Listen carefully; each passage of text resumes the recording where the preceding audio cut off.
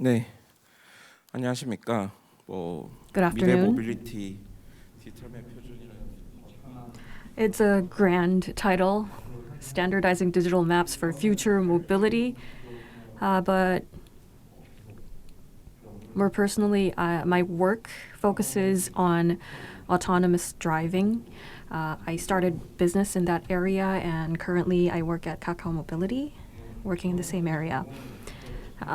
By training, I'm actually a surveyor.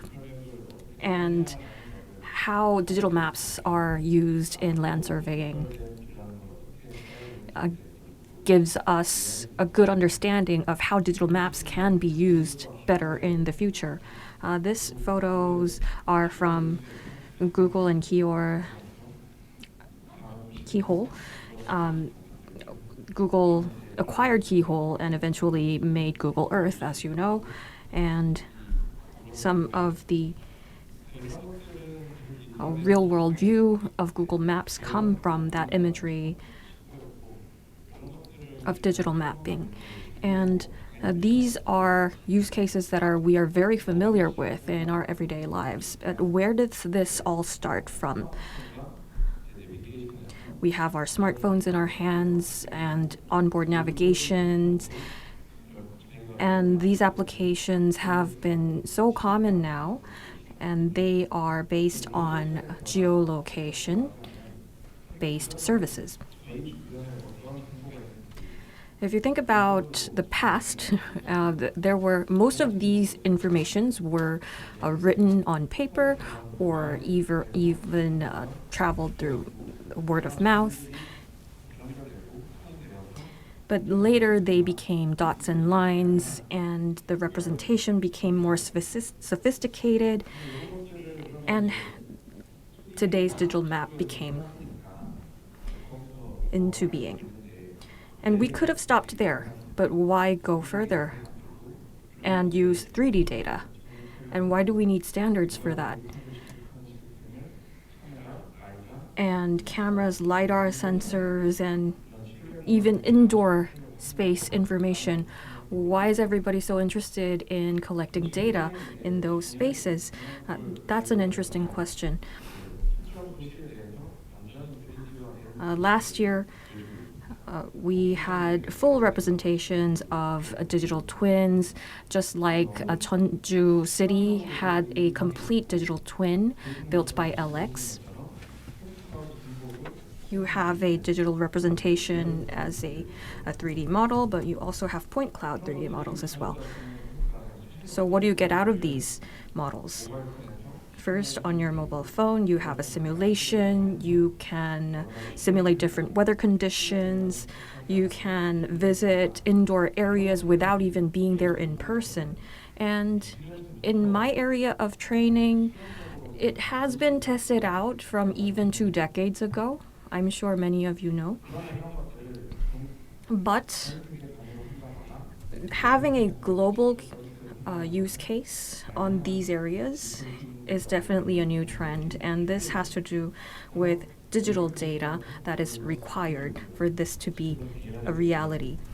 You have AR navigation and Google Earth on the slides, and this may be a little too advanced for some, but having a good application of these technologies is the future direction for the mobility area.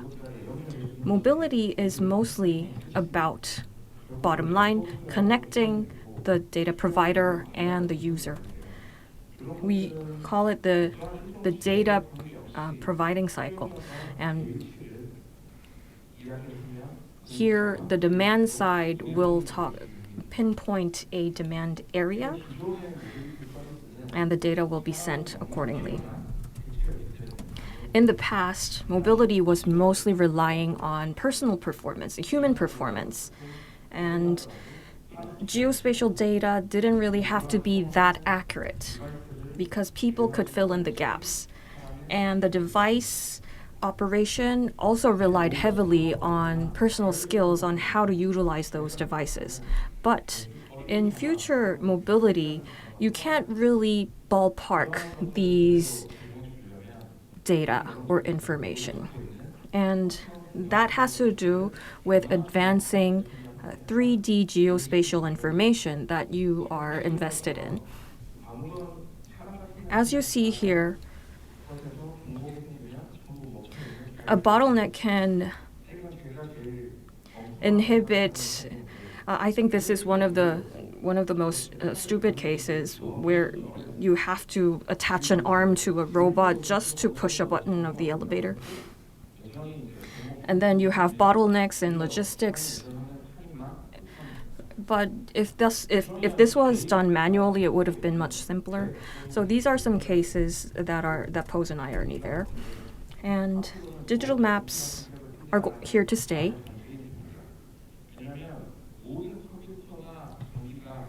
But all computers and all devices cannot have advanced specifications, so standalone operation is not the solution. Of course, the cost will not be affordable. A communication-based infrastructure will require a great sum of cost also. And earlier we've seen images from Google Earth. But all it needs is a standing, relatively accurate 3D representation, 3D image of the real world. Now, what we do in the current stage of services is the road link. We use SD maps, ADAS maps, and HD maps. And this is mostly about routing, so it's not full 3D.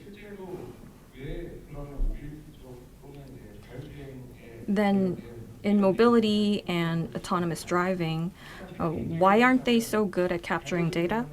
In my personal opinion, I think there's a limit to the technological skill level of the people who are dealing with autonomous driving data, because mapping it itself is not that difficult, technically speaking, and attributes and features, if you try to accrue every data that is there, that's usually what mobility engineers will tell you.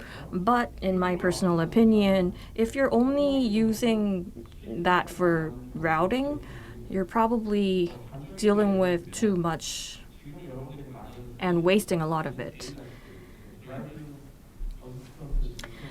For example, the Advanced Driver Assistance System, ADAS, in Korea does not require the entire map. You only need the route information that is a linear data, and the rest has to do with the attribute and features.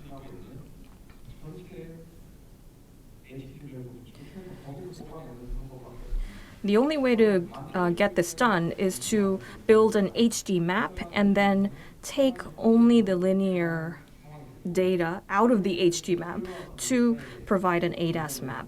And if you look at the supply and demand cycle here, you'll probably think the supplier has to bear too much cost to build that HD map in the first place.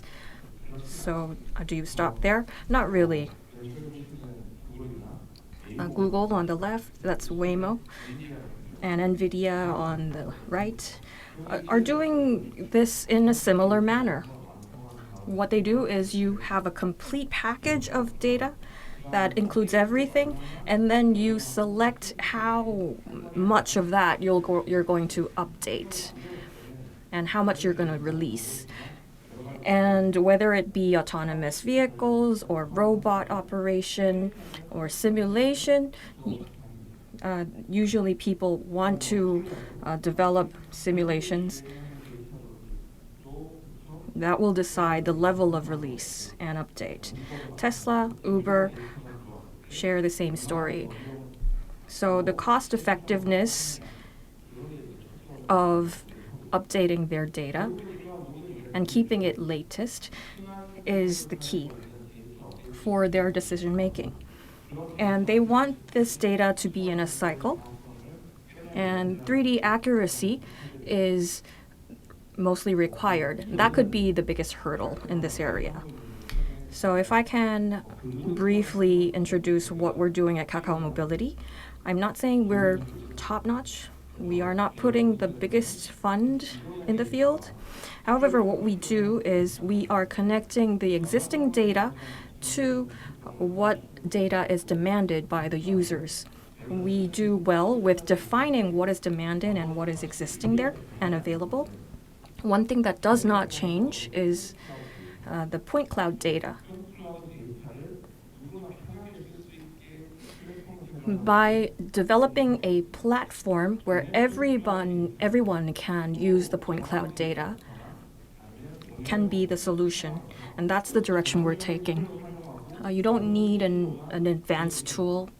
In the past, you needed a very sophisticated tool, and you needed some skills to operate them. But with that platform, anyone can have easy access to point cloud 3D data.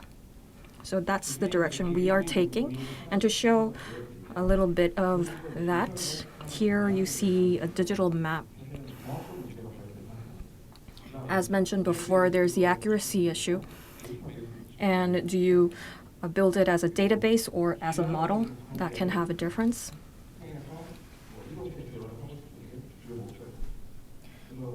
And what we're aiming at is to control a moving object. So on the outside, these objects look very similar, but on the data side, they are very different. For HD maps, the real world we see with our human eyes are interpreted as we see. But on the other side, we're dealing with mesh data. So it will focus more on rendering, and it will have discrepancies with the real world drivers see with their bare eyes. So there can be some discrepancies there. And the accuracy level, if you go down to the centimeter level, it will not be applicable in the real world. So it will be only fit for simulation purposes. The other thing is node links. Let's say an object wants to move forward, and you want to have a geometric relations. We identify them, and we call it grouping. And you send that data to other sensors and related devices. That means you need real-time data at all times to meet that purpose. 3D data, point cloud data, all are not just simply that data type. At the end of the day, it will require a higher accuracy going back and forth with the real world.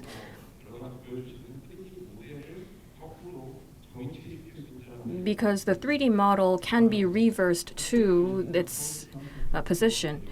This one is a connection of all point clouds available in Seoul Metropolitan City, and aero photos, satellite imagery, and other point cloud data can be grouped. By that I mean identifying their relations. And all these solutions go into the cloud application that we developed. And the reason for developing that platform is because a conventional or ordinary personal computer will not be able to process all this data. So that's why we need a platform to do that for users. And the end result of that are these types of maps that are in service. Vehicles, parking, and robot maps are some of the cases. So this is the area I have started my business in, and then Kakao Mobility acquired my company, and we have been working together. Personally, I don't believe so much in beautiful representations. So I think the data value is more important. And to make machines make sense of our real world, I think we make much more use out of our data. And that's the direction I hope this field takes. Thank you very much.